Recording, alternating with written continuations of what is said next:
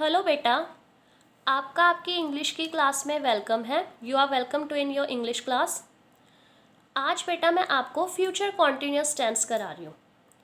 तो future continuous हम अपना नेक्स्ट टॉपिक स्टार्ट कर रहे हैं। नेक्स्ट टेंस फ्यूचर का सेकंड पार्ट है।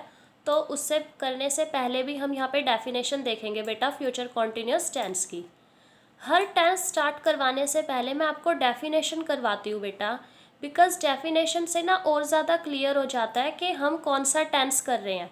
और जो हम टेंस कर रहे हैं, देखो आज तक आपने सब मीन्स कुछ बच्चे तो ऐसे होंगे जिन्होंने पहले ये सब पढ़ा हुआ है, बट डेफिनेशन से और ज़्यादा क्लैरिटी हो जाती है। आप और अच्छे से इसकी डेफिनेशन समझ सकते हैं कि जो हम टेंस कर रहे हैं वो एक्चुअली है क्या।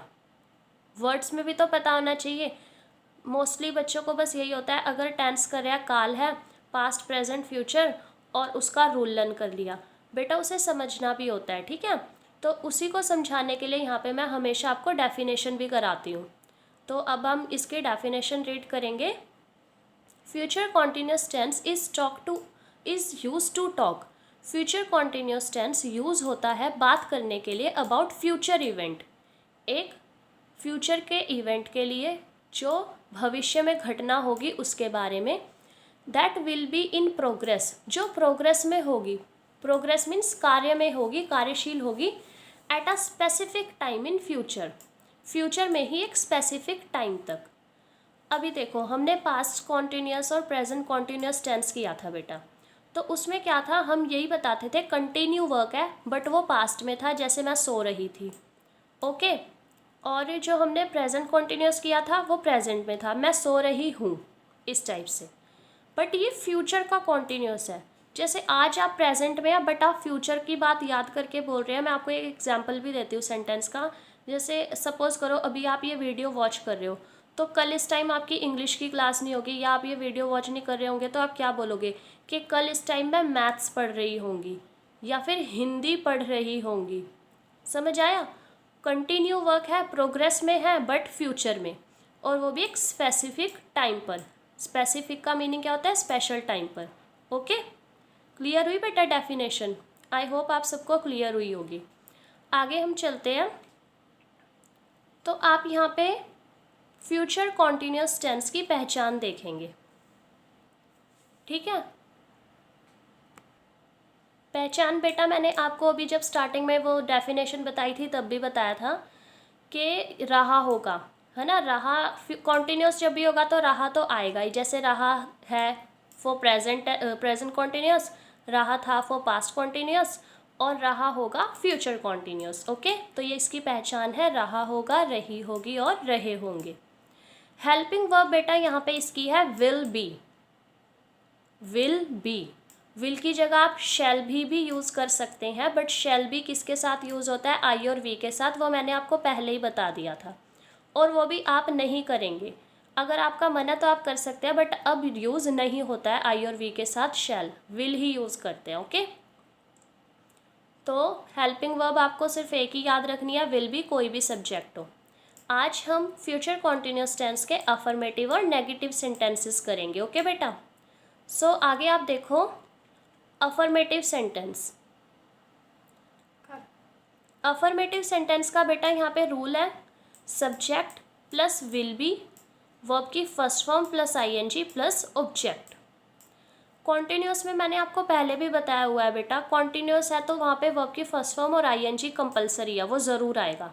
ओके, और हेल्पिंग वर्ब यहाँ पे विल बी है, तो कंफ्यूज होने की बात ही नहीं है। सब्जेक्ट और ऑब्जेक्ट तो हमारे हमेशा रहते ही हैं, ठीक है। फर्स्ट सेंटेंस है वह पत्र लिख रहा होगा। फ्यूचर में है, लिख रहा होगा। ओके, रहा होगा से पता चला ही, तो he will be writing a letter. Writing लिखना हमारा वर्ब है जो विल बी के बाद आएगा, और उसके साथ हम आईएनजी लगाएंगे बिकॉज ये कॉन्टिन्यूस टेंस है। He will be writing a letter. Second example बेटा है हम मैच खेल रहे होंगे।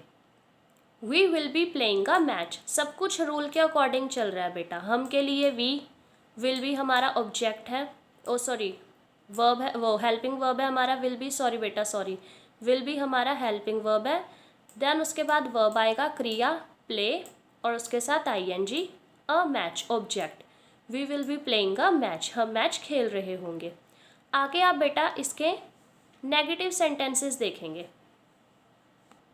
तो नेगेटिव सेंटेंसेस का रूल है सेम वही, नॉट आ जाएगा, नेगेटिव है तो, बट नॉट कहाँ आएगा ये आप ध्यान रखेंगे बेटा। कुछ बच्चे क्या सोचते हैं, विल बी अगर हेल्पिंग वर्ब है ना तो हम विल बी के बाद नॉट लगा देंगे, नहीं। जब हमारे हेल्पिंग वर्ब में दो वर्ड्स होते हैं, याद रखना बेटा, बिकॉज जो आगे फ्यूचर परफेक्ट होगा ना वहाँ पे भी दो वर्ड होंगे विल हैव, तो हम हमेशा फर्स्ट वाले वर्ड के बाद नॉट लगाते हैं। प्लीज़ इसे ध्यान रखना सारे। Subject plus will plus not be, okay. Will be हमारा हेल्पिंग वर्ब है बट विल के बाद नॉट आएगा, विल बी नॉट नहीं होगा, यहाँ पे ध्यान देना आप, ओके। देन वर्ब की first form plus ING and object, वो सारा एज इट इज़ चल रहा है। विल नॉट बी, ये ध्यान रखना आपको नेगेटिव सेंटेंसेस के केस में, in case of negative sentences. यहाँ पे मैंने दो एग्जाम्पल मेंशन किए हुए हैं इनके भी। फर्स्ट एग्जाम्पल है वह टीवी नहीं देख रही होगी, वह टीवी नहीं देख रही होगी, रही होगी से पता चला शी, बिकॉज वो गर्ल है। शी, अब कोई भी सब्जेक्ट हो विल भी आएगा, बट ये नेगेटिव है बिकॉज सेंटेंस में नहीं भी आया है, तो हम नहीं कहाँ लगाएंगे, विल के जस्ट बाद, okay. She will not be watching the TV, वह टीवी नहीं देख रही होगी। नेक्स्ट एग्जाम्पल है राम नहीं सो रहा होगा, तो राम देन विल के जस्ट बाद नॉट, नेगेटिव सेंटेंस है, राम नहीं सो रहा होगा, B sleeping, Ram will not be sleeping, okay, sleeping, Ram will not be sleeping. आगे बेटा इसका प्रैक्टिस वर्क दिया हुआ है मैंने। प्रैक्टिस वर्क में अफर्मेटिव और नेगेटिव सेंटेंसेस है जो आगे आप अपनी स्क्रीन पे देखेंगे। टोटल ये 10 सेंटेंसेस है जिन्हें आपको एज अ प्रैक्टिस करना है, ओके, ताकि आपको ये टेंस और भी अच्छे से याद रहे हमेशा। ओके बेटा, thanks for watching, thank you.